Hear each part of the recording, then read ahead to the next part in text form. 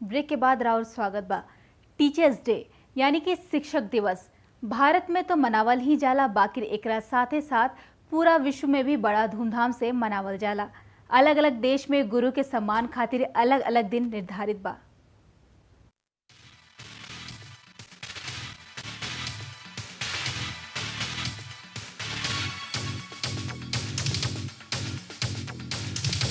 Teachers day खाली भारत में ना बाकी पूरा विश्व में मनावल जाला। भारत में शिक्षक दिवस 5 सितंबर के बाद, जबकि अंतर्राष्ट्रीय शिक्षक दिवस के आयोजन 5 अक्टूबर के होला। रोचक बात ई बा कि शिक्षक दिवस दुनिया भर में खाली एगो ना होला। अलग अलग देश में गुरु के सम्मान खातिर अलग अलग दिन निर्धारित बा।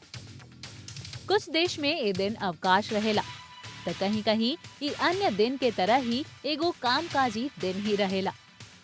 यूनेस्को 5 अक्टूबर के अंतर्राष्ट्रीय शिक्षक दिवस घोषित कइले बा। साल 1994 से ही एकरा के मनावल जा रहल बा।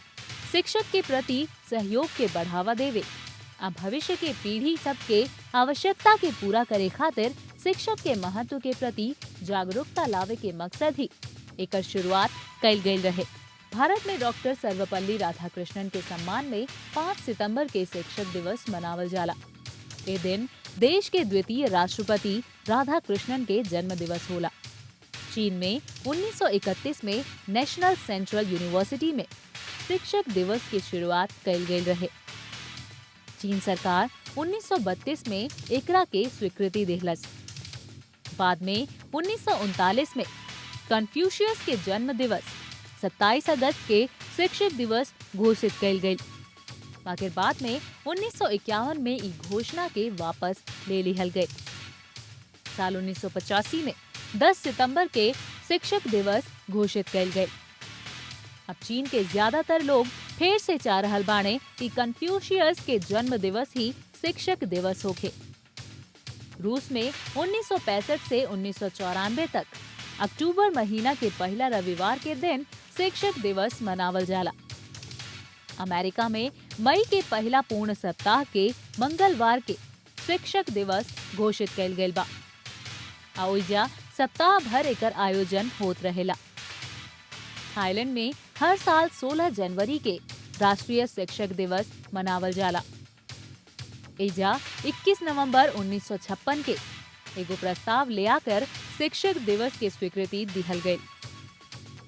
पहला शिक्षक दिवस 1957 में मनावल गयल रहे।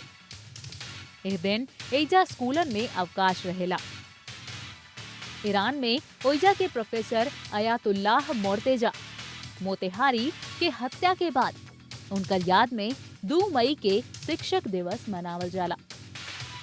मोतेहारी के 2 मई 1980 के हत्या कर दिहल गयल रहे। तुर्की में 24 नवंबर के शिक्षक दिवस मनावल जाला। मलेशिया में शिक्षक दिवस 16 मई के मनावल जाला। ओइजा ई खास दिन के हरि गुरु कहल जाला। संत कबीर के शब्द में अगर कहल जाओ तो भारतीय संस्कृति में गुरु के उच्च स्थान के झलक मिलेला। हमनी के देश में हर केहू प्राचीन काल से ही आचार्य देवो भव के बोध वाक्य सुनकर ही बड़ भइल बा।